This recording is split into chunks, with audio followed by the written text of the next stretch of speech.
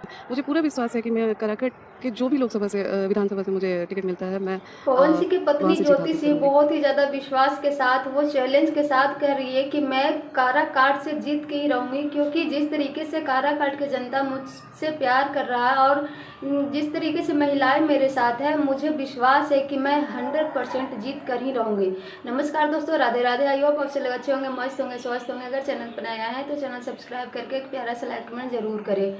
अभी देख सकते हैं कि ज्योति सिंह काराकाट में 6 महीना पहले से वो तो सबसे पहले अपने काराकाट के जनता से इतना ज़्यादा घुल मिल गई है कि वहाँ एकदम परिवार जैसा उनको प्यार और आशीर्वाद मिला। ज्योति भाभी खुद कहती है कि मैं जब भी काराकाट जाती हूँ तो मुझे ऐसा लगता है कि मैं अपने मायके में आई हूँ, ससुराल में आई, क्योंकि वहाँ के लोग मुझे बेटी बहू जैसा प्यार करते हैं।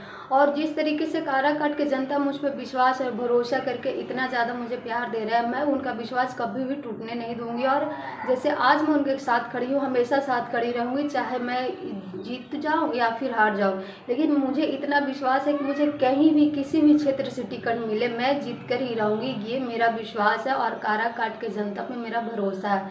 वैसे अपना राय जरूर दीजिएगा। Thank you.